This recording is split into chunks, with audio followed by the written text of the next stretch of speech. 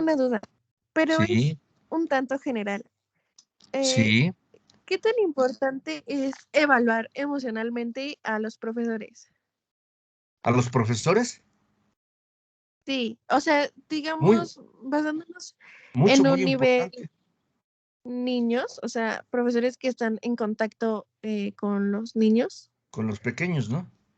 Ajá, sí, sí, sí, En sí, sí. general, en general yo creo que a todos los profesores del nivel que sea, ¿no? En especial, pues con los niños muy pequeñitos, por ejemplo, en las estancias infantiles, pues las estancias, muchas de ellas no han cerrado, ¿eh? Debo comentarles que la gente que trabaja ha llevado a sus niños a las estancias infantiles y hoy en el Estado de México hay mucho más contagios en niños pequeños y adolescentes que en otros estados, porque el pretexto es que la gente tiene que trabajar.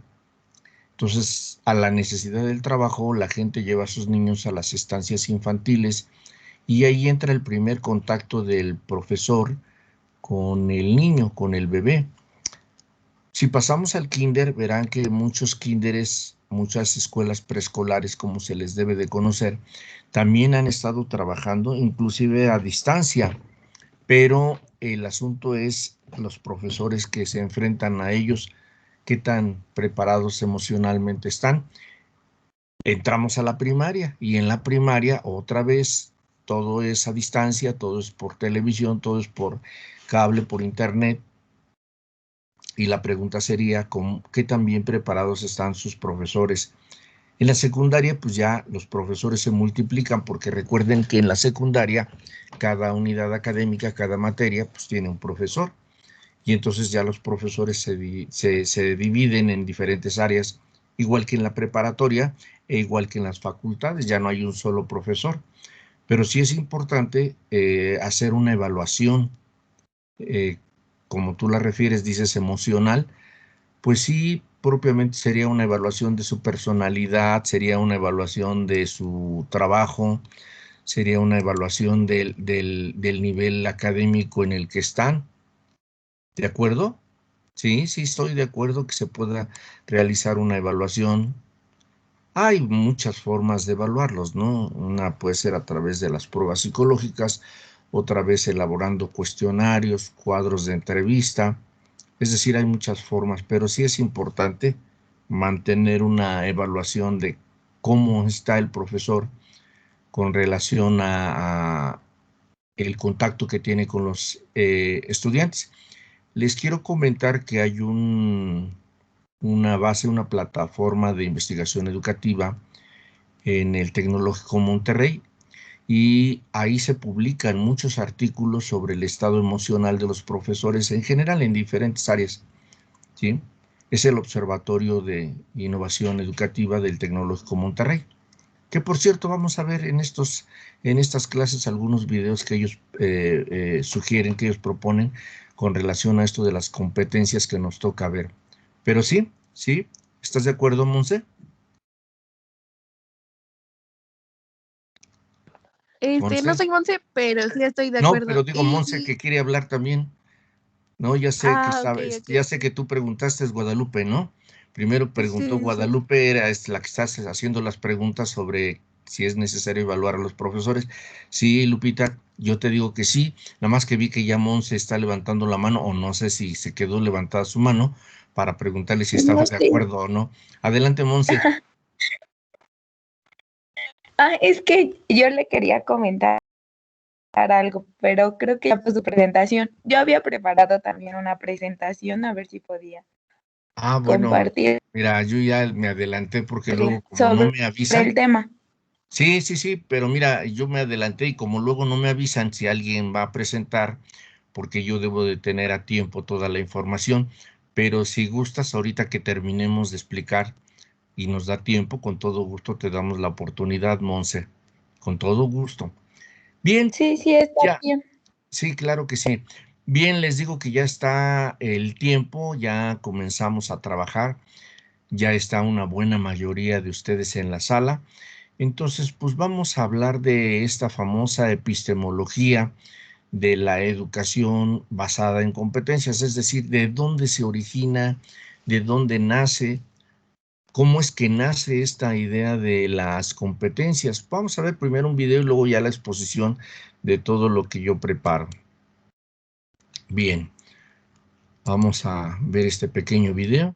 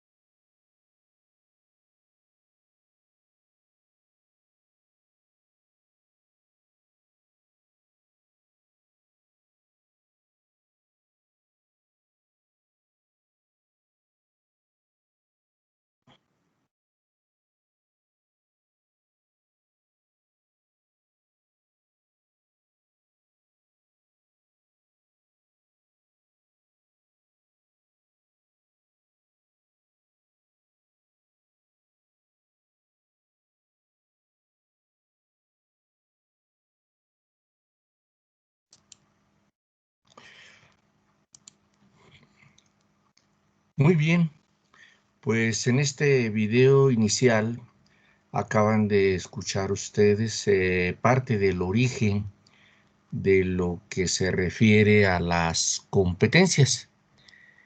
Y obviamente, pues ustedes pueden entender que esto de las competencias tiene que ver con el asunto de el origen, en dónde se originan, dónde aparecen, quién las trabaja.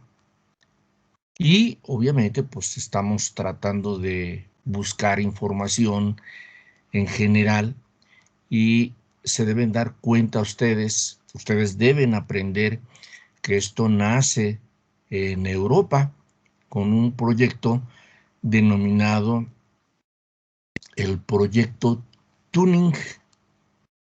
Este proyecto Tuning, en términos de la experiencia del mundo, es precisamente cuando la parte europea comienza a cambiar sus políticas económicas, sociales, culturales y educativas. Precisamente es cuando se homologa la educación en la parte europea.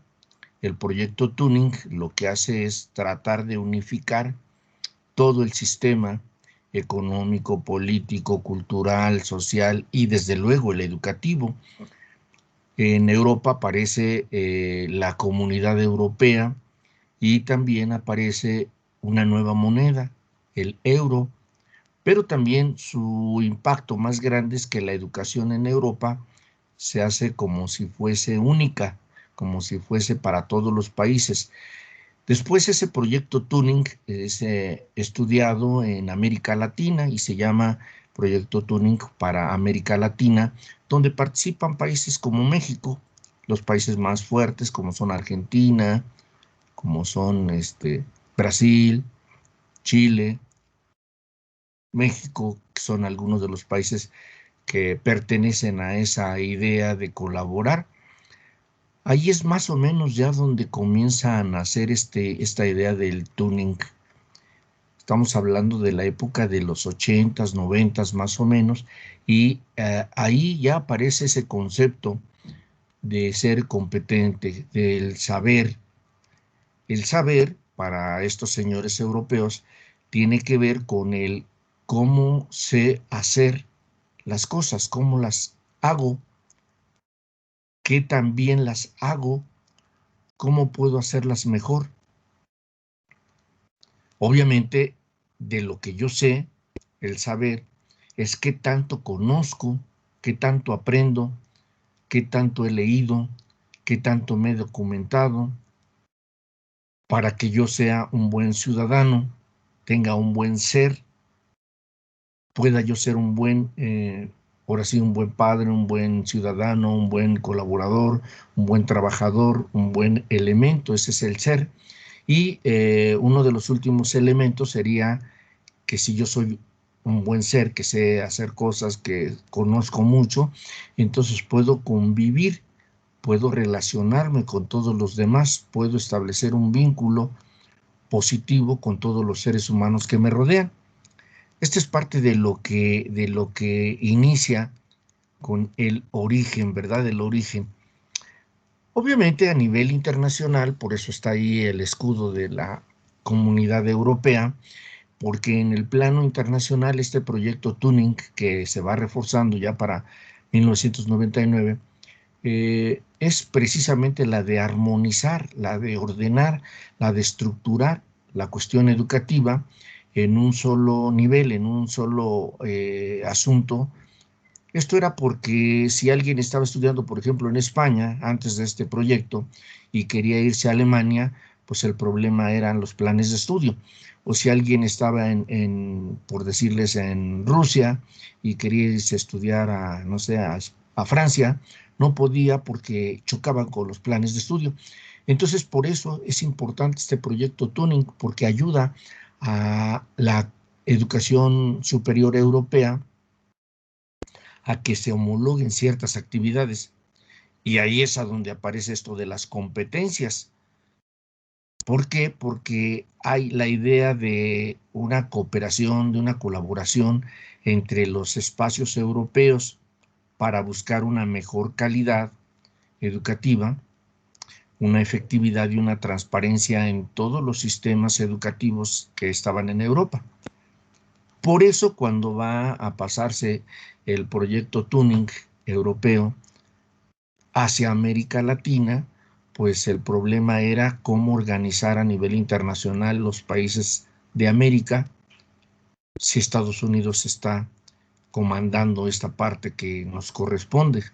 Ese es el problema de nuestro país. Entonces aquí esta organización vuelve a tocar. Desde luego, cuando hablamos de la Comunidad Europea, pues estamos hablando de otras organizaciones como la OIT, que está referida ahí, es decir, quienes participan, la Organización Internacional del Trabajo, quien participa el Banco Mundial, quien participa la UNESCO, quien participa pues la Comunidad Europea, es decir, todas las organizaciones económicamente potentes participan en estos programas que promueven la idea de tener un mejor empleo, la idea de pues, ¿cómo se podría decir? Una nueva formación en la sociedad que ayude a la parte productiva a través de la educación y que obviamente esta idea de la educación forme nuevos ciudadanos, ahora sí como se dice, en diferentes áreas del conocimiento, en diferentes áreas del desarrollo, para que puedan tener competencia laboral.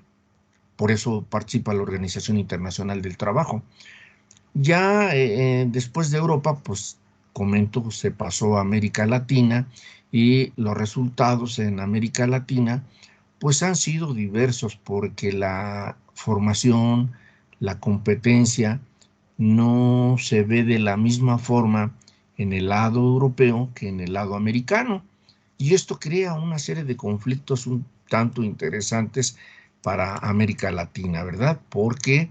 Pues porque el asunto es qué es lo que ha pasado o qué pasa en esta idea de considerar América Latina, pues las ideas de los currículas, los artículos que se refieren científicamente al currículo, pues son precisamente el problema de cómo hacer competentes, cómo permitir a las casas de estudio, a las universidades fortalecer, por un lado, a su personal docente, para que ellos lleven a cabo todo el contenido actualizado, todo el trabajo práctico, con ayuda de nuevas tecnologías. Ese era el problema, que cuando mandan a América Latina, pues no tienen la misma tecnología. Y entonces los profesores no estábamos preparados para todos estos cambios. Y la otra idea era una propuesta que saca un señor, por ahí lo vamos a ver más adelante, Jacques Delors, con relación a una propuesta que hace sobre esos pilares que deben estarse fundamentando, que deben sostener a la parte educativa productiva, a la parte del trabajo y a la parte de la formación educativa, a donde aparecen esos conceptos del ser, hacer, conocer y convivir, que ustedes ven en el dibujito, pues sostienen todo lo que es la educación. Y abajo de esos elementos está el aprendizaje, es decir, yo puedo aprender cosas como el conocimiento, puedo aprender a hacer cosas, puedo aprender a convivir, puedo aprender a ser un buen ciudadano. Y entonces ahí todo esto era parte de lo que los profesores tenían que enfrentarse al conocimiento, al desarrollo, a la idea de mejorar la parte educativa, ¿verdad? Obviamente, los pilares, ya cuando los transformamos en la realidad, el conocer, el hacer y el convivir, sostienen a un nuevo ser humano, que eso es parte de lo que se quería en la parte europea en esta década de los 80s a los 90s. ¿Quién es el organizador más fuerte? Pues es la organización llamada UNESCO, la United National Education Scientific and Cultural Organization, que es la UNESCO, es decir, es la Organización de Naciones Unidas para el Desarrollo Científico y Cultural de la Educación. Esta UNESCO lo que hace es fortalecer la observación de que todos deben basarse para educar bien en tecnologías de la información y la comunicación. No se debe escribir TICS nada más, que ahí pues es una cita, y el error que veo en la misma cita es que escriben TICS con S y debe ser sin S. Es tecnologías de la información y la comunicación. Ese es un error que tienen las gentes al escribir esas referencias. Ahí hay un error de cita, está copiado porque así está citado, no porque yo lo tenga que escribir así. Bien, pero allí estaba la parte fundamental, es decir, a los docentes había que enseñarles, había que señalarles qué es la tecnología, que debían actualizarse con esos conocimientos y con esas nuevas habilidades, que obviamente pues iban a cambiar los planes de estudio, iban a cambiar las tecnologías, iba a haber un mejor desarrollo, una maduración más rápida. El desarrollo personal debía ir acompañado del desarrollo organizacional en todas las escuelas, en todos los niveles. Iba a haber centros de formación y universidades preparando a la gente. Es parte de lo que comentaba Lupita sobre la idea de hay que evaluar a los profesores. Sí, esta es una forma de evaluarlos. Esta premisa que estaba sosteniendo la UNESCO es que el docente pues tenía que, ahora sí, fletarse, que enfrentarse a un proceso constante de formación, de constante mejora, de trabajo para nuevos escenarios, para nuevos aprendizajes, y obviamente vinculándolos a las innovaciones culturales, educativas y sociales, que son los pilares fundamentales que Delors plantea en la educación. Jacques Delors, que es un francés, la gente cree que es un educador y eso no es cierto. Aquí lo que tienen que entender ustedes es que esto no lo inventan los educadores, lo inventan los dueños del Banco Internacional, los dueños de la Organización Internacional del Trabajo, los de la Banca Mundial, los de la UNESCO, es decir, no son educadores, no son teóricos de la educación. Estos conceptos no vienen de la educación, es lo que tienen que aprender ustedes como psicólogos educativos.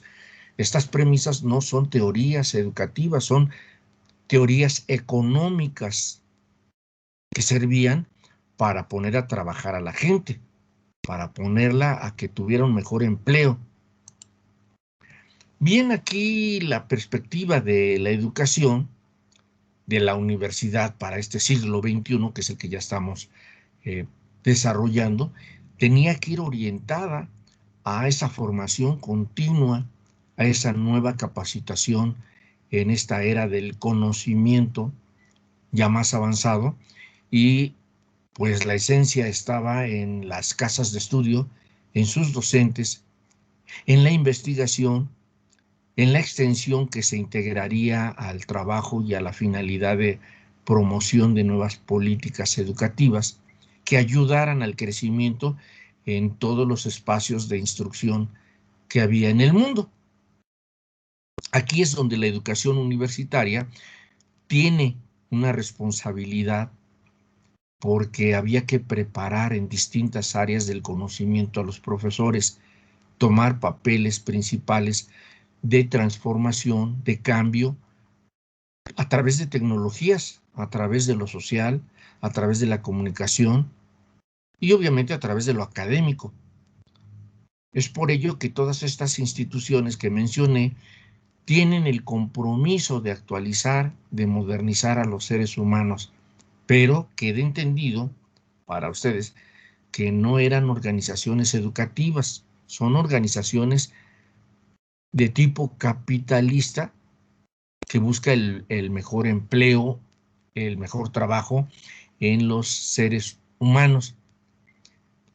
Aquí pues es relevante hacer una revisión teórica sobre qué pasa en el campo de la psicología, ya que hay muchos aportes de tipo significativo de esta perspectiva, y de los teóricos, es decir, como los que ya hemos visto, Piaget, Vygotsky, Ausubel, Brunner, entre otros, que son parte de las teorías constructivistas y que obviamente bajo los preceptos teóricos del cognoscitivismo asociados a la estructura genética, a la psicología cultural y a lo que se llamó el aprendizaje significativo, pues es lo que va a dar fundamentos a esas competencias del conocimiento.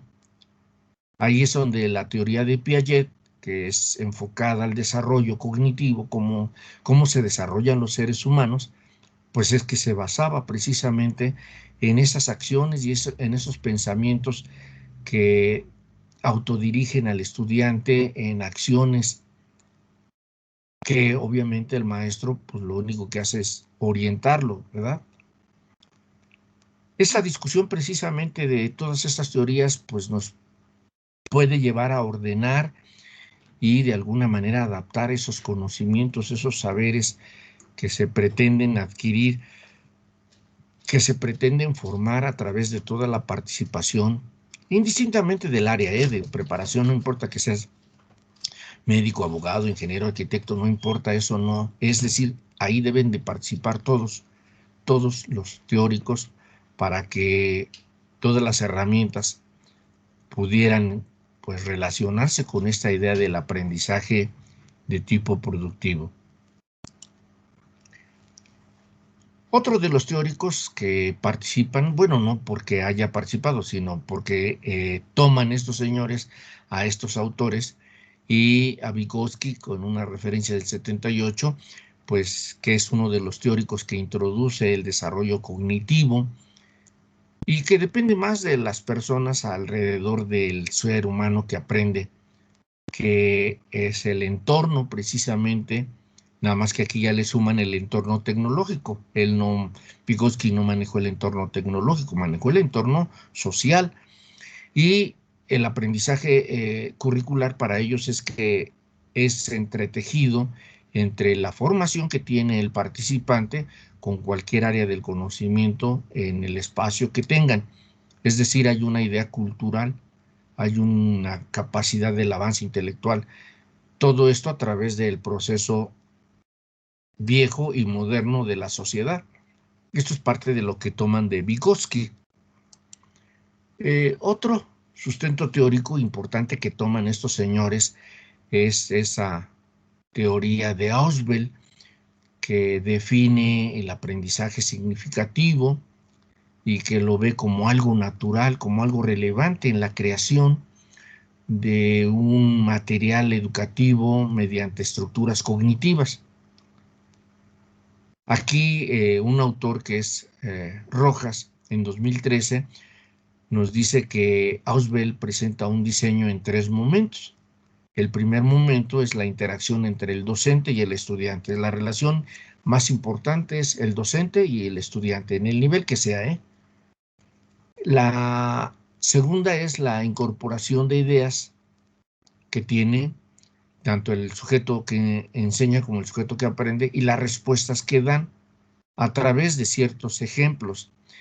Una tercera, que obviamente sería el que se desprende de algunas partes que van a influir en el aprendizaje significativo y que tienen que ver con el momento del aprendizaje, es decir, qué es lo que tiene que aprender un ser humano en el momento que lo tiene que aprender, en las circunstancias que lo tiene que aprender. Muy bien, ¿qué actividades para el alumno, según estos teóricos, deben de presentar ustedes? Ahora, esta ya es una tarea para ustedes, para cerrar esta primera parte de exposición que yo hago.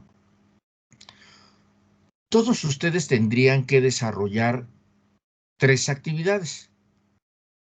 Una es que deben buscar en la red, en donde ustedes puedan localizarla, y leer muy rápidamente, muy generalmente, ¿qué es ese informe Turing europeo?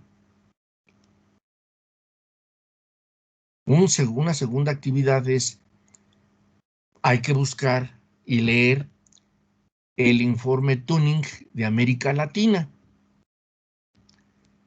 Y una tercera actividad sería leer cuál es el informe que presenta ante la UNESCO Jacques-Lucien Jean Delors, este francés que estaba al frente de una organización productiva, para que ustedes presenten como primera tarea de su famoso portafolio que vamos a evaluar, un documento resumen que no sea menor de 3 cuartillas ni mayor de 6 sobre estos documentos, sobre el informe Tuning europeo, sobre el informe Tuning de América Latina y sobre el informe de Jacques Delors sobre la UNESCO. Estas serían las tareas que tendrían que realizar ustedes para que cuente la sumatoria que habíamos visto en el programa de hacer un 30% de estos documentos, es decir, el tuning europeo valdría 10%, el tuning de América Latina el 10% y el de Jacques Delors el 10%, que sumaría el 30%, porque si recuerdan el examen valía 70% o vale 70%, es decir, quien saque 10 en el examen tiene el 70% y quien haya hecho los 3 trabajos o el resumen de los 3 trabajos tiene el 30% y se compone el 100% de la calificación que tienen ustedes. ¿De acuerdo? Esta sería una tarea para todos. Bien, hasta aquí quería yo irme rápido porque Monse quería hacer una exposición. Ahora sí, Monse, ya puedes tú participar. Pues mejor le presento mi video. Sí, claro, ya puedes comenzar por eso me apresuré, perdón por si me fui muy rápido, pero es porque me habías comentado que tenías una presentación, entonces pues te vamos a dar oportunidad. Adelante, Monse. Sí, está bien. Ahorita se lo presento. Claro que sí, para todos tus compañeros. Bien, hasta aquí no sé si tengan dudas mientras Monse va conectando. Sandra, ¿quieres comentar? Sí, tengo una duda sobre el trabajo. Sí, ¿Cuándo es adelante. la fecha de entrega? ¿Cuál es qué? ¿Cuándo es la fecha de entrega?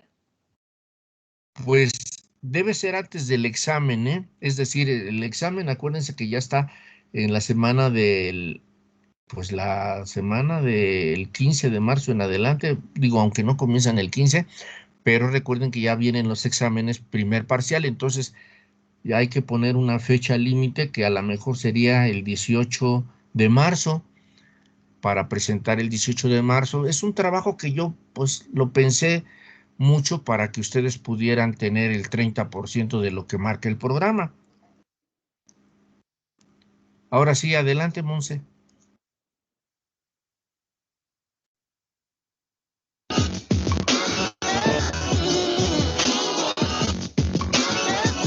Hola, ¿cómo están mis queridos educandos? Les traigo un video en donde les explico qué es el enfoque por competencias en educación. El término competencia en su origen estuvo relacionado al paradigma conductista de tradición anglosajona. Se aplica en educación en la década del 90 del siglo pasado para establecer estándares evaluativos que garanticen competencias formativas de capital humano y profesional adecuado a la competitividad de la economía global.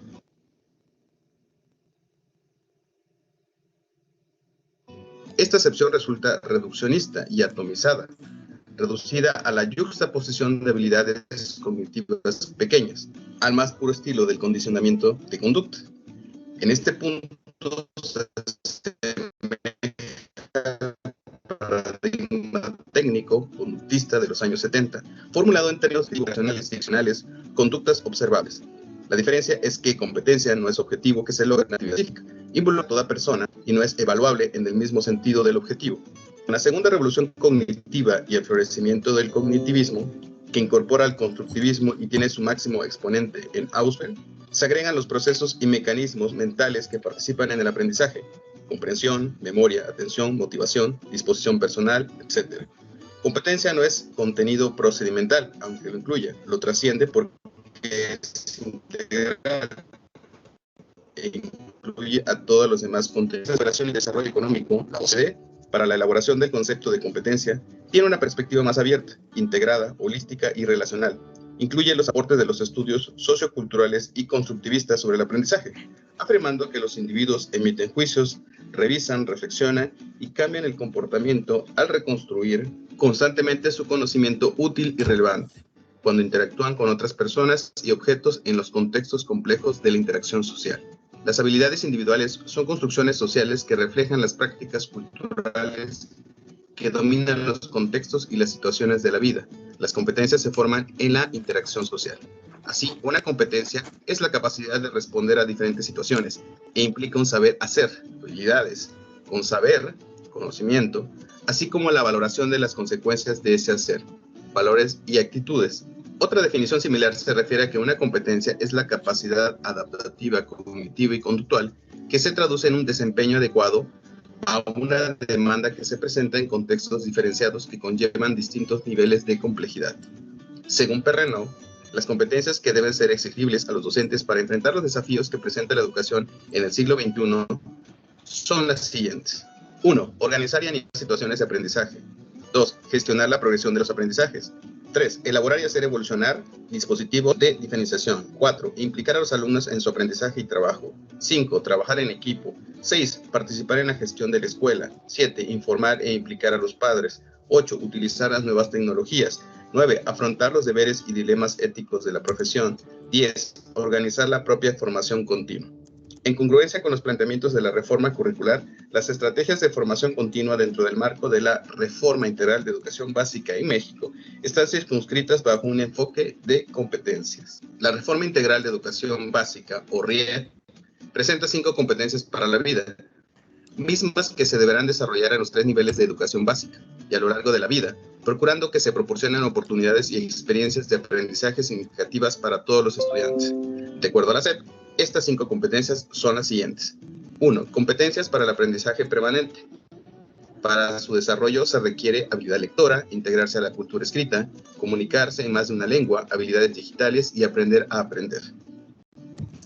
2. Competencias para el manejo de la información. Su desarrollo requiere identificar lo que se necesita saber, aprender a buscar, identificar, evaluar, seleccionar, organizar y sistematizar información, apropiarse de la información de manera crítica, utilizar y compartir información con sentido ético. 3. Competencias para el manejo de situaciones. Para su desarrollo requiere entender incertidumbre, plantear y llevar a un buen término procedimientos, administrar el tiempo, propiciar cambios y afrontar los que se presenten, tomar decisiones, asumir sus consecuencias, el fracaso, la frustración y la ilusión, con de vida. 4. Competencias para la convivencia. Su desarrollo requiere empatía, relacionarse armónicamente con otros y la naturaleza, ser asertivo, trabajar de manera colaborativa, tomar acuerdos y negociar con otros, crecer con los demás, reconocer y valorar la diversidad social, cultural y lingüística. Y finalmente 5. Competencias para la vida en sociedad. Para su desarrollo se requiere decidir y actuar con juicio crítico frente a los valores y las normas sociales y culturales, proceder a favor de la democracia, la libertad, la paz, el respeto a la legalidad y a los derechos humanos. Participar tomando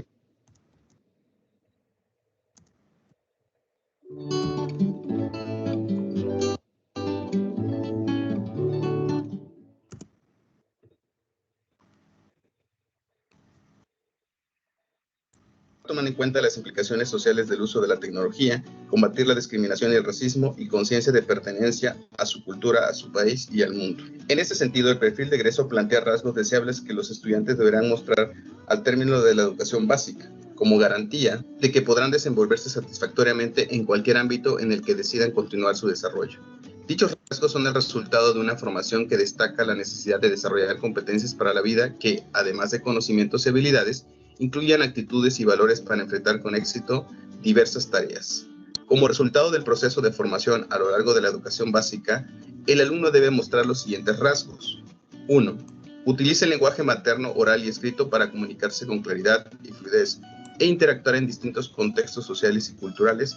Además, posee herramientas básicas para comunicarse en inglés. 2. Argumenta y razona al analizar situaciones, identifica problemas, formula preguntas, emite juicios, propone soluciones, aplica estrategias y toma decisiones. Valora los razonamientos y la evidencia proporcionados por otros y puede modificar en consecuencia los propios puntos de vista. 3. Busca, selecciona, analiza, evalúa y utiliza la información proveniente de diversas fuentes. 4. Interpreta y explica procesos sociales, económicos, financieros, culturales y naturales para tomar decisiones individuales o colectivas que favorezcan a todos. 5. Conoce y ejerce los derechos humanos y los valores que favorecen la vida democrática. Actúa con responsabilidad social y apego a la ley. 6. Asume y practica la interculturalidad como riqueza y forma de convivencia en la diversidad social, cultural y lingüística. 7.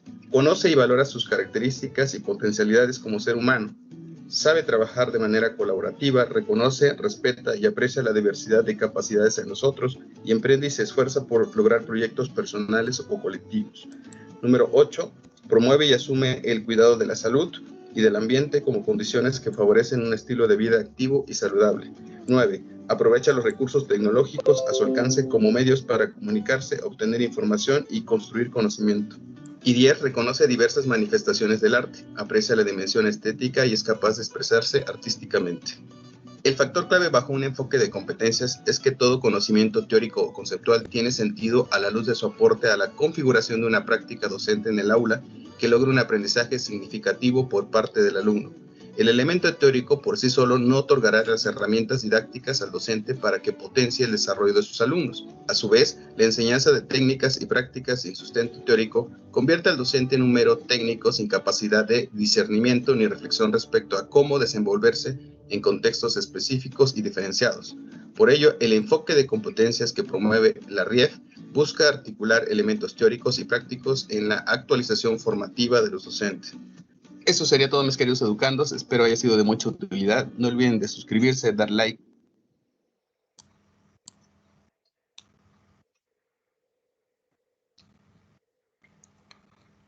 Muy bien, Monse, ¿eso es todo?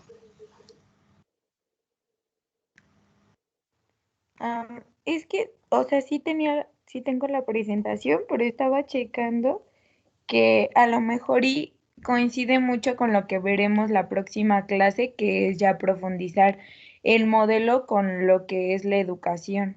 No, no, tú si tienes una presentación, hazla, no importa que nos vayamos a otra clase o otras clases. De hecho, Ah, son 4 clases que vamos a tomar para explicar todo este modelo de competencias que es el que ustedes están trabajando como estudiantes. Adelante, sí, Monse, no te está bien. preocupes, hazlo. Gracias. ¿Alguien más tiene dudas, preguntas hasta ahorita? ¿Cuestionamientos, argumentos? ¿Me pueden indicar Profe, si estaba quieren? buscando los documentos que solicito leer y el primero me aparece por fases. Me dice fase 1, fase 2, fase final. Entonces quisiera saber cuál es el que se tiene que leer. ¿Cómo? ¿Cuál es el que me estás preguntando? No entendí. Del informe de tuning de europeo.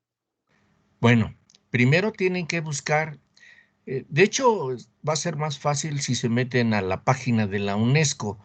En la página de la UNESCO van a encontrar los informes, el informe Tuning europeo, el informe Tuning de América Latina y a lo mejor ahí mismo está el informe de Jacques Delors. Esto es para no estar perdiéndose o buscarlo en una base de las que tenemos en la universidad, que son en la biblioteca virtual de la universidad, donde están las bases de tipo académico-científicas. Ahí pueden descargar esos documentos.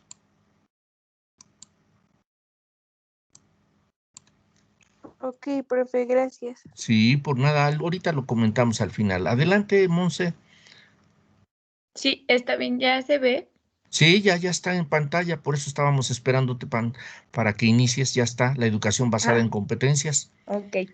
Bueno, pues el tema, pues ya lo saben, es la educación basada en competencias. Y este modelo, según mis investigaciones y lo que yo revisé, surge en la década de 1960 en Estados Unidos como una relación ante la inquietud de que los estudiantes no se estaban enseñando pues las habilidades que necesitaban para graduarse, para que tuvieran como aspiraciones a un mejor futuro. Y bueno, este modelo llega a México en el año 1982 gracias al modelo neoliberalista.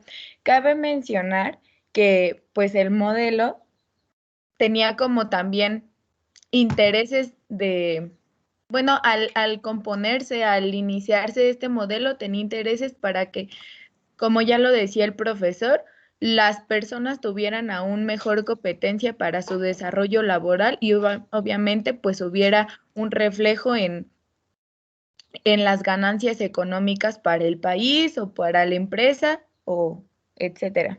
El objetivo de este modelo pues se basa en que la educación sea pertinente y relevante para traducir el currículo formal a las necesidades de cada entidad, reconociéndolos como conocimientos previos de los alumnos y proporcionando las experiencias de aprendizaje. O sea, que no se llevara esto como lo conocemos tradicionalmente, un programa diseñado para todos y de esa manera se va a dar teóricamente y pues no sé, no, o sea, en este sentido se consideran mucho como las necesidades que tiene el individuo y también las necesidades que hay en su entorno.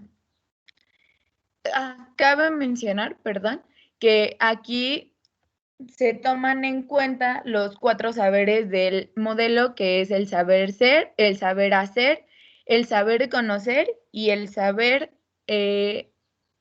comportarse.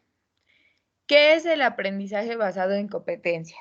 Bueno, el aprendizaje basado en competencias comienza con la identificación de las destrezas, habilidades y actitudes o competencias específicas que puede tener el alumno o la persona. Los estudiantes pueden alcanzar el dominio de esas competencias a su propio ritmo, por lo general con el apoyo de un tutor. Este es la base fundamental del modelo, porque esto no se da, bueno, el aprendizaje ni los temas se van a dar como considerando un tiempo.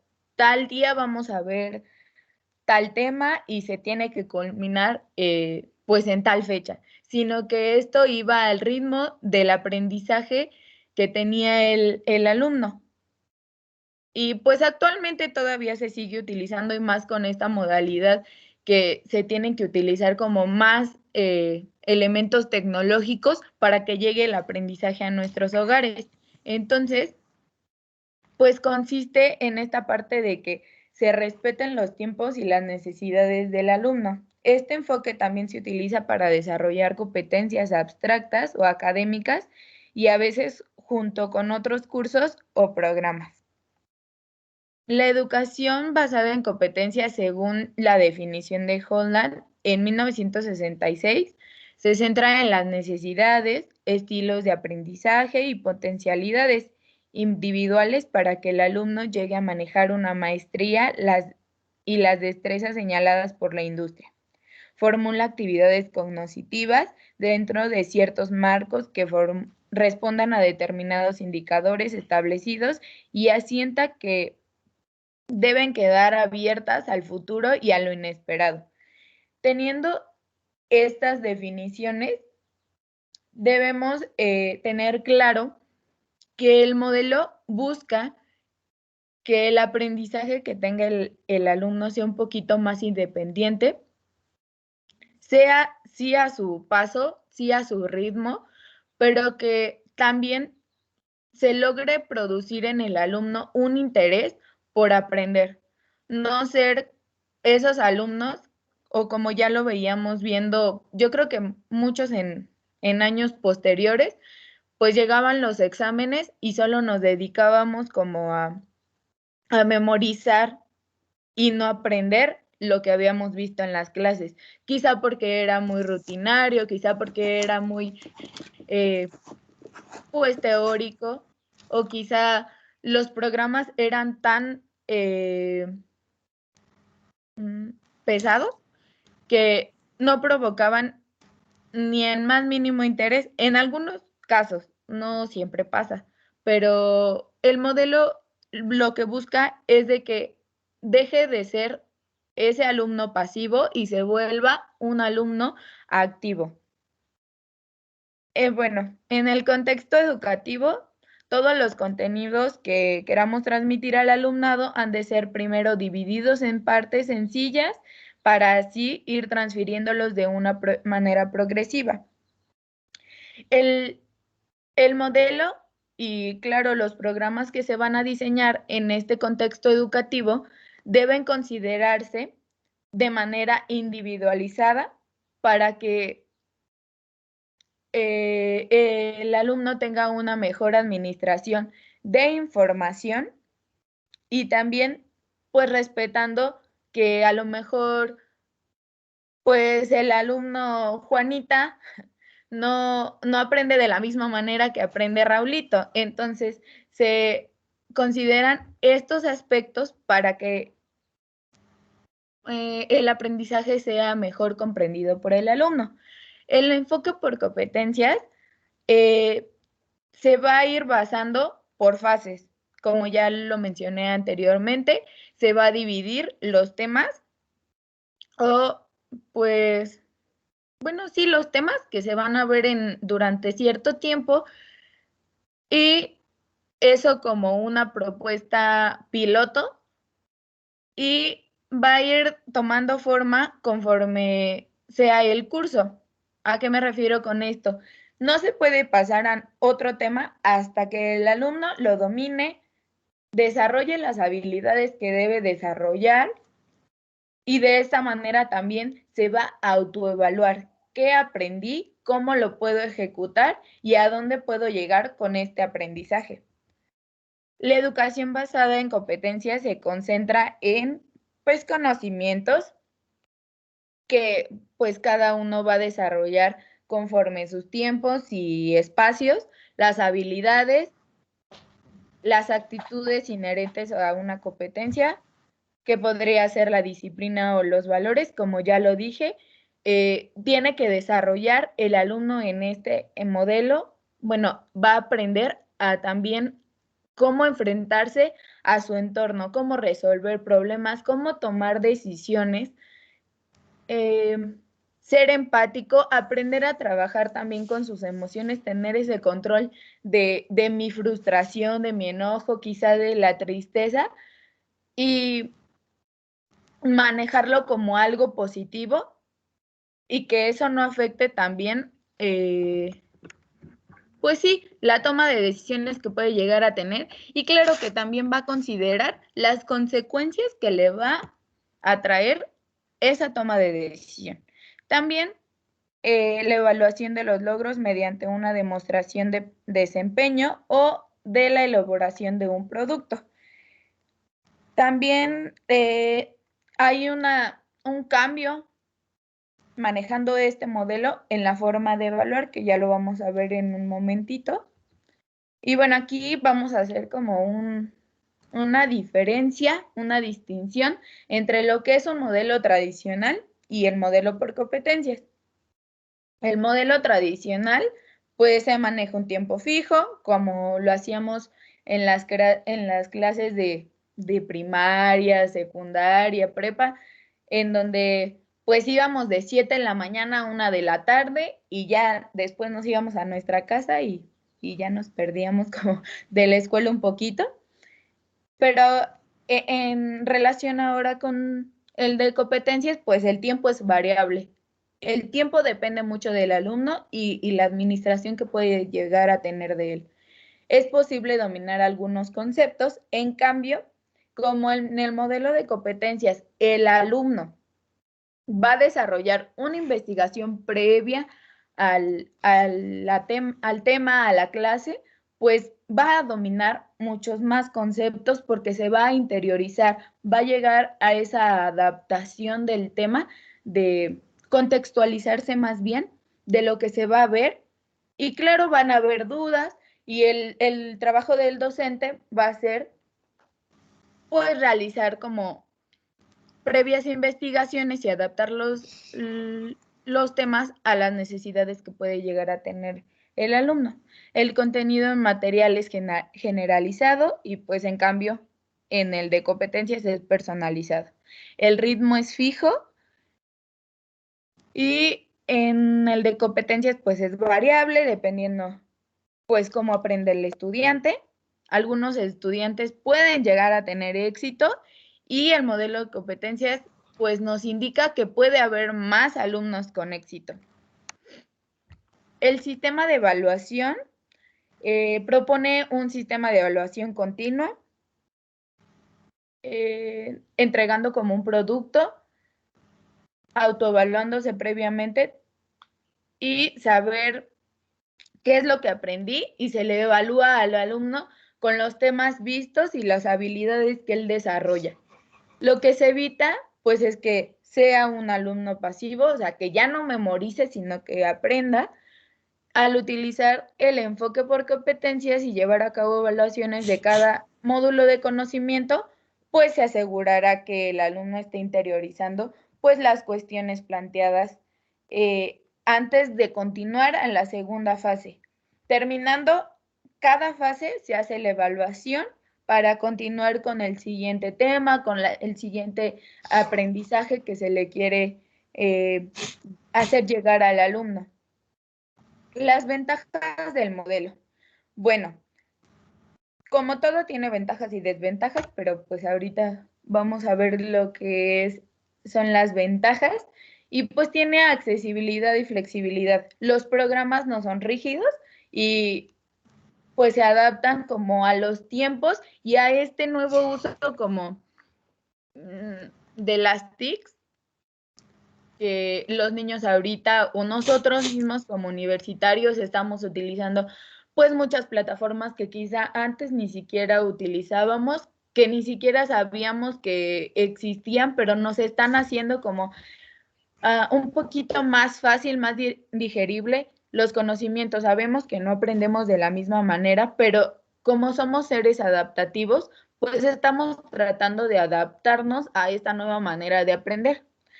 Hay transparencia en las aptitudes de los egresados, saben lo que conocen, o sea, son conscientes de que pueden llegar a hacer esa actividad porque ya lo vieron, porque están seguros de que aprendieron. Enfoque en los requerimientos del mercado laboral, actual y de la sociedad. Tienen como metas a futuro en cuestión de cómo me quiero ver y cómo voy a ejercer en un futuro en un mercado laboral. Tienen autogestión en el proceso formativo. Todo el tiempo, pues se debe de llevar como... Bueno, esto creo que va relacionado un poquito con lo de la autoevaluación, lo que vamos aprendiendo y lo que yo sé que realmente estoy aprendiendo. Hace reconocimiento de conocimientos previos, se hacen las investigaciones previas al tema para ir preparados, como en muchas clases nos han dicho los profesores, ¿saben qué? Pues investiguen, les dejo el temario y ustedes tienen que investigar, leer sobre el tema y en la clase pues se resuelven dudas. Todavía nos cuesta mucho trabajo ser como un poquito autodinámicos, autodidactas con nuestros conocimientos, pero creo que esta pandemia no ha sido como de embalde. Creo que ahorita nos estamos haciendo un poquito autodinámicos y autodidactas de lo que queremos aprender para nuestra formación. No solo porque nos lo pide el maestro, sino porque, pues, como quiera que sea, pues vamos a vivir de esto, ¿no? O sea, en algún momento vamos a enfrentarnos al mercado laboral y si no desempeñamos ese conocimiento, ¿cómo vamos a resolver las adversidades que se nos presenten? El desarrollo de nuevas habilidades para la docencia. Aún estudios mencionan que muchos docentes tienen como esta deficiencia para o es complicado desarrollar un programa basado en competencias, porque muchas veces no se tienen las posibilidades tanto del alumnado, pues tampoco como del docente. Desarrollo de nuevas, perdón, esa ya la dije, y aprendizaje transversal íntegro. Y creo que eso sería todo de mi parte. Fue Muy poquito, bien. pero creo que bueno, quería como acercar más a lo que era este modelo y espero lo hayan entendido. Muy bien, muy bien. Para mi gusto, muy bien la exposición, muy concreta, muy práctica, muy bien referida. Inclusive si hubiera sido antes que la que yo hice, sería mucho mejor, pero pues ya había yo colocado la exposición. ¿Por qué? Porque como vieron, se analiza o se hace un análisis de tiempo más anterior que el que yo había expuesto. Es decir, esta información que nos comparte Monse tiene que ver con una filosofía más de tipo norteamericano y que sería contradictoria a lo que los textos nos enseñan de la aparición de las competencias vía la Comunidad Europea, vía el informe Tuning europeo, que es más o menos de los 80s, y del Tuning de América Latina, que es entre los 80s y 90s, con el informe de Jacques Delors. Lo que Monse nos acaba de demostrar es que la parte de las competencias ya estaba con mucho tiempo, ¿verdad? Casi más de 2 décadas en los Estados Unidos, y los autores con cierta influencia, que eran los conductistas propiamente dichos, algo que a lo mejor no nos explican en Europa de dónde tomaron esta parte de las competencias, porque ya les dije yo que esta idea de las competencias, por un lado, no tiene que ver con conocimientos de tipo científico. ¿Por qué? Porque yo he estado comentando con muchos alumnos, con muchos colegas, que busquen el origen de esta idea de las competencias. Ahorita Monse nos acaba de dar la clase y ella buscó y encontró otros puntos importantes, otros temas importantes que no están referidos en los documentos que tradicionalmente manejamos, como son el proyecto Tuning europeo, el proyecto Tuning América Latina y el informe de Jacques Delors, por un lado. Por otro lado, la UNESCO, la OCDE, la Organización para el Crecimiento y Desarrollo Económico de los Países, y el Banco Mundial, que son las organizaciones que promovieron en la década de los 80s estos cambios. Es decir, son 20 años después de lo que Monse nos acaba de explicar en el conocimiento teórico de las competencias, que siguen siendo laborales, curiosamente. No hay mucha diferencia, porque esta idea de las competencias tiene que ver más con el campo laboral. Por un lado, desde mi punto de vista, es una visión económica, es una visión de darle la imagen al ciudadano de que estudiar implica ganancia, que estudiar implica ganar más, tener más ingresos. Esto en países como el nuestro es una irrealidad, es algo que la gente puede comparar. Hoy están sufriendo muchas gentes esta experiencia de la pandemia, y aquí choca esta parte educativa que estoy mencionando yo, es decir, la gente que estudia pues no tuvo muchos problemas para seguir manteniéndose. Las gentes que estudiaron no tienen mucho problema para seguir trabajando. No todos los profesionistas, desde luego, pero la mayoría sí. Sin embargo, las personas que no estudiaron, que no tenían una educación, pero que tenían unas ganancias bastante jugosas, bastante extraordinarias, pues en esta pandemia entendieron que un problema es este precisamente, el de la educación.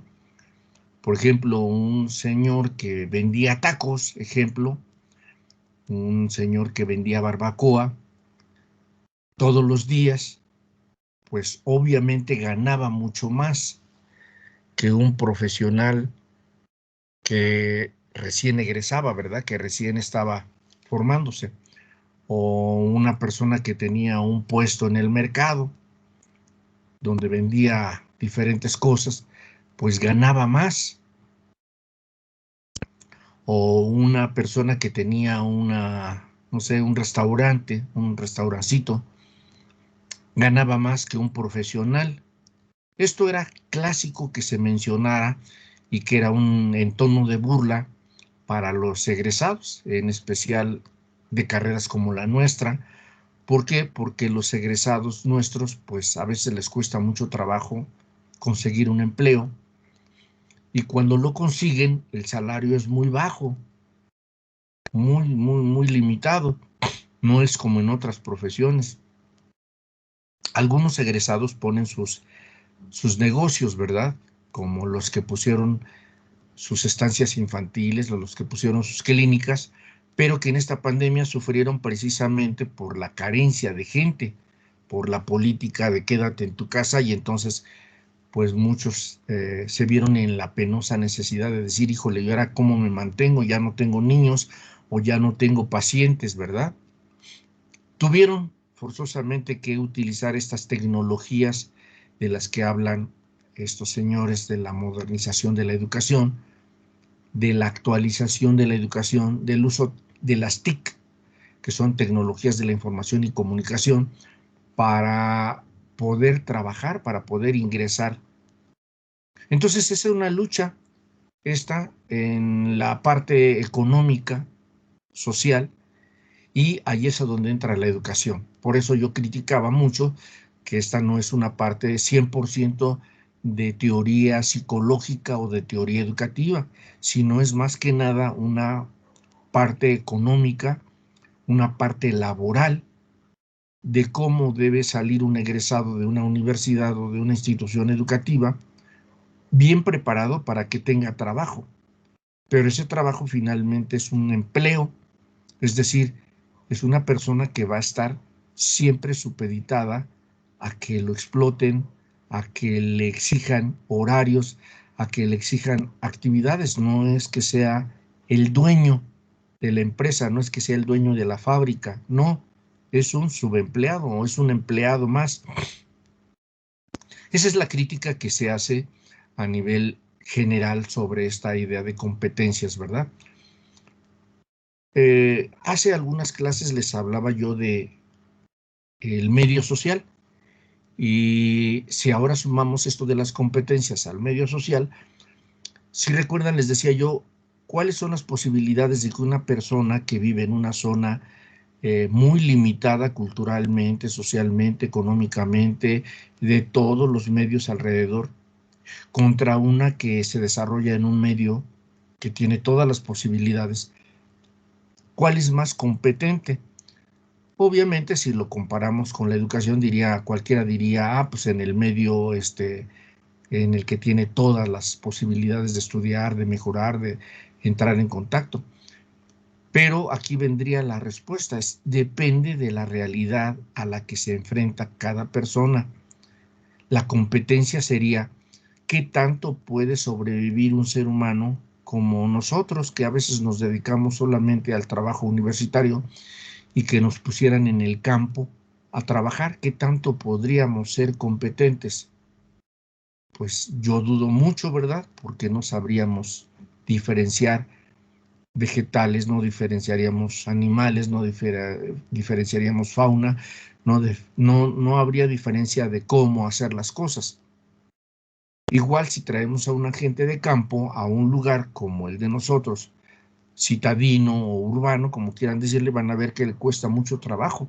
Es decir, ahí depende mucho, la competencia depende mucho del medio donde se desarrollen, del medio donde se desenvuelvan. No todos los seres humanos están en una zona urbana.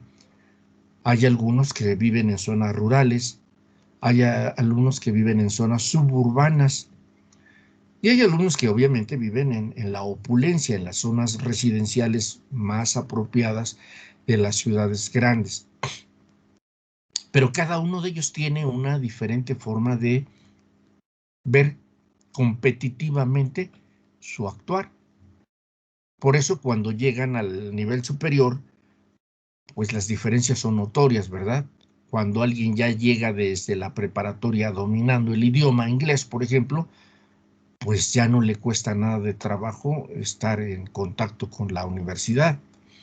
Pero si alguien llega de la última preparatoria del Estado de México, a donde con trabajos le enseñaron a escribir y a leer, no tiene idea del idioma inglés, pues cuando llega uno de los problemas es, pues, ¿cómo le hago para cursar el famoso C1 y C2, ¿verdad? Les cuesta mucho trabajo por el medio donde vienen. Aquí es a donde ustedes deben de ver y de colaborar y participar precisamente en esta discusión, en este análisis de intercambio de información, de teorías que enseñan y que hacen que aprendan los seres humanos. Ahorita pues estamos viendo esto de competencias porque los programas actuales dicen que son enfocados a las competencias y que nosotros los estamos formando a ustedes en el nivel de las competencias más actuales que hay en el mundo. Y hace algunas clases, si no mal recuerdo, comentaba yo que qué curioso que esta facultad, a pesar de que se llama Facultad de Ciencias de la Conducta y su plan de estudios debería de ser estudiar la conducta, en su plan de estudios no hay una sola materia que toque con, ahora sí, con el fondo, con el conocimiento a fondo, qué es la conducta. No la hay, no la hay, no existe. Por un lado. Por otro lado, la ecología, a pesar de que pueda haber una materia que tenga que ver con el medio ambiente, pues no está muy vinculada a esa situación del medio ambiente. La otra es la conducta animal, que en el mundo hoy es importante estudiar los comportamientos de los animales. ¿Por qué? Pues con esta pandemia se demostró que cuando el hombre no interviene en algunas zonas, los animales vuelven a desarrollarse, vuelven a crecer y se han encontrado nuevas especies, se han encontrado nuevos seres animalitos que se desconocían. Algunos animalitos pudieron estar ahora sí más cercanos a los diferentes lugares donde ya no aparecían porque el hombre pues los acosa, los maltrata, los persigue, pero con la pandemia pues la gente se dio cuenta que hubo una buena cantidad de producción animal. En nuestro país hubo una buena producción en el norte del país del búfalo, que ya aparentemente se había extinguido. Sin embargo, pues ya apareció, ya hay muchos búfalos en la zona norte de nuestro país y eso es importante. Ahora, aquí se pierden especies. Por ejemplo, hace algunos días estaba viendo yo en la información que yo vivo cercano a una zona que es la Laguna de Ojuelos. Digo, yo vivo en una zona de tipo residencial cercana y veía yo que mencionaban que la Laguna de Ojuelos ya se había secado y obviamente se había perdido la fauna, los peces, las aves, todo. Y veía yo las críticas de la gente en general, algunos diciendo que qué bueno, que ya podía usarse eso como una cancha de fútbol, otros decían que qué bueno para que así la gente no sea cochina y no tire la basura en la laguna, otros decían que qué bueno que se secó para que así ya no hubiera tanto ratero y una serie de comentarios que no tienen nada que ver con la ecología. Y los comentarios de la ecología que decían que qué lamentable porque no hay muchos árboles, que qué lamentable por las especies que fallecieron, que qué lamentable que la gente no colabore y no participe para rescatar la laguna y que la gente debería de rescatarla por la cuestión ecológica, por el clima, por la cuestión de la temperatura que se eleva cuando no hay agua cercana. Es decir, hay los dos contrastes. Entonces ahí es a donde vemos algo que tiene que ver con la competencia, que tiene que ver con el ser humano, que tiene que ver con la convivencia, que tiene que ver con el conocimiento de los 4 pilares que Jacques Delors mencionaba. Esto es parte de lo que deben aprender ustedes hoy en día con estas teorías, con estas nuevas formas de conocimiento, que aclaro, no son un conocimiento 100% educativo, son propiamente teorías económicas, son teorías que tienen que ver con el desarrollo social y económico de los países, no por otra cosa, ¿eh? El asunto es que deben diferenciar ustedes en esa condición, en esa circunstancia. Hay diferentes formas de ver el conocimiento. Uno, el conocimiento teórico que hacen los autores, como lo hizo Vygotsky, como lo hizo Piaget, como lo hizo Ausubel, como lo hizo Brunner. Y por eso quiero que lean esos documentos, sobre todo el de Jacques Delors, para que vean que no hay tanta teoría de origen, que toman algunos conocimientos de los autores y los convierten en formas estratégicas para beneficio económico, para beneficio político, para beneficio social, y que obviamente es una política de tipo capitalista, en la que se le enseña a la gente a, pues tú gana dinero y no importa a los demás, ¿verdad? Tú gana dinero y no importa que la humanidad se esté acabando o esté contaminada. Es decir, ese es uno de los problemas a los que nos enfrentamos con estas teorías. Bien, hasta aquí alguna duda, alguna pregunta, algo que no haya quedado claro. La exposición de Monse me gustó mucho, debo decirles, porque además es algo que no era considerado en este programa y el antecedente se me hace muy bueno, se me hace muy práctico. ¿Dudas y preguntas, colegas? ¿Comentarios? Profe, Mande usted. respecto a los documentos que tenemos que leer, ¿nos podría como hacer llegar una referencia de ellos? Porque, Bueno, ya les ahorita está... Sí, ya les... encontramos como que varios documentos, entonces no sabemos cuál es. No, les decía yo que a lo mejor la forma más segura es meterse a la página de la UNESCO, unesco.org. Ahí en unesco.org debe estar el informe Tuning europeo, el informe Tuning de América Latina y el informe de Jacques Delors. Esa es una forma de buscarlo, ¿verdad? Otra forma de buscar sería meterse a la página de la universidad y meterse a la biblioteca virtual. Nada más depende de dónde estén ahora sí registrados ustedes, porque, por ejemplo, algunos se meten a Redalic y en Redalic pueden buscar esos documentos. Algunos ya van a ser sintetizados porque los autores resumen esos documentos en Redalic. Otros se pueden meter a Cielo con ese Cielo, que es una base de información científica. Y ahí en la biblioteca virtual de la universidad hay varias bases científicas donde estos documentos aparecen. Ahí es donde deben buscar ustedes. Son las más, ahora sí, las más accesibles, las más fáciles de localizar. ¿Sí les queda claro dónde pueden localizar esos documentos? ¿Alguien tiene duda de esta información? Profe, Mande es usted. que encontramos unos documentos que tienen arriba de 400 hojas. Ah, sí, Entonces, claro. Claro, esos documentos son muy grandes, sobre todo el tuning europeo. El tuning de América Latina no está tan grande, no, ese ya está más resumido. El tuning europeo es un documento bastante considerable. Claro, no lo van a leer todo, es decir, ¿qué deben de leer? Lo que deben de leer es qué pasa con la educación. Sí, obviamente ahí traen muchísima información sobre la parte de la educación en el mundo.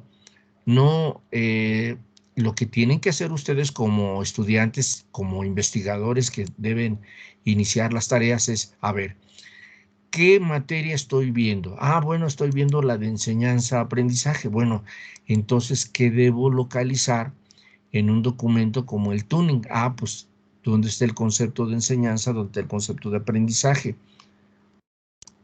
O lo que les decía yo, si se meten a la Redalic y le ponen en el buscador informe tuning europeo, a lo mejor ahí aparecen ya diferentes autores, no los originales, ¿eh? Y pues ya los documentos aparecen más reducidos, más sintetizados, si así lo quieren ver. Eso es en la Redalic, que es parte de la universidad, que es la red de América Latina en informantes o en documentos de información. Los documentos de la UNESCO son los documentos originales. ¿Por qué? Porque la UNESCO es la que fomenta, la que promueve ese tipo de política. Por eso les decía yo, si quieren la fuente original, la primera fuente sería UNESCO. Si quieren fuentes colaterales, sería Redalic, sería Cielo o cualquier otra base de las que están. Por ejemplo, si alguien quiere, ahora sí, un resumen más, ahora sí, súper sintético, pues la gente se mete al Wikipedia, ¿verdad? En el Wikipedia van a encontrar, no sé, media cuartilla. Ah, pues se pueden meter a otras bases científicas que están a nivel global, pero la mayoría las tenemos en la red en la base de la red universitaria. No sé si ya la han utilizado ustedes. Métanse a la página www.uamx.mx, luego métanse en biblioteca virtual y luego en biblioteca virtual aparecen muchos links de bases de información científica. A algunos les van a pedir que anoten su número de cuenta, que se registren, pues son estudiantes, tienen acceso libre, son de acceso libre la mayoría, son gratuitas la mayoría. Algunos de ustedes se meten a los famosos buscadores que tienen que ver con el mundo global, es decir, con lo que estamos viendo con Explorer o Google o cualquiera de esas, pues también ahí lo pueden encontrar, nada más van a encontrar más resumido, más sintetizado los documentos, no tanto los originales. ¿De acuerdo? ¿Algún otro comentario que quieran? ¿Algo que les esté causando desinformación o preocupación? ¿Ya quedó clara la información, colegas, de dónde pueden buscarlo? Por eso tienen tiempo, es hasta el 18 de marzo el límite de entrega de esos 3 documentos, que un mínimo de 3 cuartillas o un máximo de 6 cuartillas.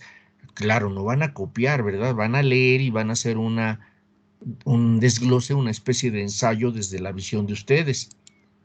No es copio y pego, porque pues así no vale la pena, ¿no? Lean el documento de forma continua, luego fórmense un criterio y escriban qué opinan a favor, en contra, qué les parece, qué no les parece, qué es adecuado, qué es inadecuado, cómo se relaciona con su materia, cómo se relaciona con la información, cómo se relaciona con la psicología. Es decir, hay muchas formas de analizar esos documentos, pero no quiere decir que van a copiar y pegar, porque pues no tendría caso esa tarea, no tendría chiste. No, tienen que hacer un análisis, una comparación, una contrastación de lo que ustedes están aprendiendo, están desarrollando, de lo que están formándose en términos de estudiantes. ¿De acuerdo? ¿No hay duda? Profe, entonces nuestros resúmenes tienen que ser de 3 a 6 páginas por cada documento. Sí, claro, el mínimo serían 3 cuartillas. Acuérdense que una cuartilla trae un mínimo de 26 renglones. Tomen cualquier libreta tamaño carta y cuenten los renglones que tiene su libreta tamaño carta, y eso es una cuartilla. con los márgenes que tiene normalmente a 1.5 de cada lado. Cuando ustedes escriben en una libreta normal, en una de tamaño carta, el mínimo son 26 renglones. El máximo de una cuartilla serían 32, que ya es una cuartilla muy llena. Ahora, no se les olvide que la mayor parte de documentos que ustedes deben aprender, que se trabajan a nivel científico, es que siempre se deben escribir en letra Arial 12 con un espacio de 1.5. Es decir, cuando yo escribo una cuartilla, siempre voy a buscar la letra Arial, voy a buscar el interlineado de 1.5 y entonces ya le voy a dar a la computadora el interlineado y el margen normal, el margen estándar. Y la cuartilla me sale automática, no hay necesidad. Ahora nada más lo que yo voy a escribir es, ya leí todo el tuning, rápido lo leí, me quedé con algunas ideas, no estoy de acuerdo con unas, estoy de acuerdo con otras, critico unas, critico otras, hago la relación con mi materia, hago la relación con mi profesión, hago una crítica a la educación, a lo mejor veo que esto no es apropiado para país como el nuestro, es decir, depende de cada uno de ustedes que quieren comentar, que quieren hacer. Yo lo que debo de hacer es leer sus documentos para ver qué tan cerca o qué tan lejos están del aprendizaje de esta materia, de esta teoría. Nada más en este caso por las competencias, nada más. Porque hay muchas teorías, acuérdense que ya pueden ustedes contrastar teóricos y ya pueden contrastar información con estos señores. ¿De acuerdo? ¿No hay duda, colegas? ¿No hay preguntas? Entonces, el máximo de cada trabajo será 6 cuartillas, el máximo, ya muy exagerado. El mínimo serán 3 cuartillas por cada uno de los trabajos que son tuning europeo, tuning América Latina e informe Jacques Delors. Nada más. Lupita, ¿querías comentar? Sí, Adelante. es que yo le iba a preguntar en qué se va a basar para asignarnos la calificación de nuestro trabajo. O sea, si Ese es, va como a evaluar ciertas cosas. sí, ya habíamos comentado que en el programa, cuando revisamos el programa, vimos que la evaluación en el primer parcial marcaba un examen teórico en 70% y ahora sí, y una evaluación de un portafolio de evidencias académicas que no habíamos hecho ninguna hasta ahorita, no habíamos tenido ninguna. De hecho, los que han colaborado, como Monse ahorita y otros que han colaborado, yo tomo la nota y la sumo a su portafolio y ya en su portafolio acumulan el 30%, independientemente si alguien no ha colaborado, si alguien no ha participado, pues la única participación serían sus 3 documentos. Por eso les digo, cada uno va a valer 10, el porcentaje de 10% para hacer el 30%, es decir, el tuning europeo vale 10%, el tuning América Latina vale 10% y el informe de Jacques Delors vale el 10%, es el 30%. Y el examen, de acuerdo al programa, es el 70%, es decir, quien saca 10 en el examen, pues tiene 70%. Quien saca 5 en el examen tiene el 35%. Si tiene 35% en el examen, pero cubrió el 30% en los trabajos, pues su porcentaje de calificación es el 65%, ya pasó. Es decir, ustedes ya tienen más o menos una idea de cómo se les evalúa, pero esto ya lo habíamos revisado en el programa, en el primer Sí, eso parcial. sí me queda claro. Sí, A lo que me refería era en cuanto al documento que vamos a entregar, si dentro de él se van a evaluar ciertas características. bueno, no sé si ya ustedes anteriormente han trabajado lo que es un ensayo. Si no, yo les puedo mandar ahorita a todos ustedes en estas carpetas un documento muy breve de cómo se elabora un ensayo. ¿Por qué? Pues porque ustedes ya a este nivel escolar ya deben saber cómo se elabora un ensayo. Y diríamos que este trabajo es un ejemplo de un ensayo sobre los informes que estoy comentando. Pero si no lo tienen, yo se los subo ahorita en el Team. Un documentito muy práctico, muy rápido de cómo es un ensayo, Profe, por si no lo saben, ¿eh? pero no dice ahí en la tarea que es resumen, no ensayo. ¿Perdón? Pero en la tarea marca que es resumen, entonces no sería un resumen como tal, porque ahí marca que hace resumen de cada uno. Sí, no por eso sería ensayo. un resumen o ensayo, como quieran entenderlo. Digo, porque si ustedes entienden resúmenes, yo copio y pego, eso no resumen, ¿eh? No, resumen es que yo leo y hago un análisis, una crítica, un comentario. Ya dije a favor, en contra, comparo, critico, acepto, no acepto, rechazo, no rechazo. Pues esa es la idea también de un ensayo. Por eso les digo que si no han trabajado ensayos, yo les puedo mandar un documento donde se hace un ensayo, cómo debe ser un ensayo. Por si no lo han hecho, o por si no lo saben, o por si nunca han trabajado un ensayo, pero a esas alturas del partido ya deben de saber qué es un ensayo. ¿De acuerdo? ¿Algún otro comentario?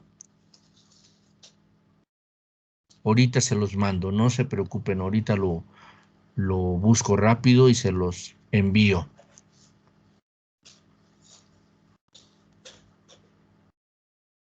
Se los subo si quieren ahí a la página, a la plataforma. ¿Alguna otra duda? ¿No hay dudas, colegas? Entonces, para ya cerrar esta sesión y dejarlos que se vayan a sus otras clases. ¿No hay preguntas? Entonces cierro y ahorita les subo el documento para que se apoyen en elaborar su trabajo. Bien, pues cerramos la sesión. Si ya no hay preguntas, si ya no hay dudas, y yo ahorita les mando ese documento. Váyanse a sus otras clases, que les vaya muy, muy bien. Gracias. Nos vemos la próxima sesión.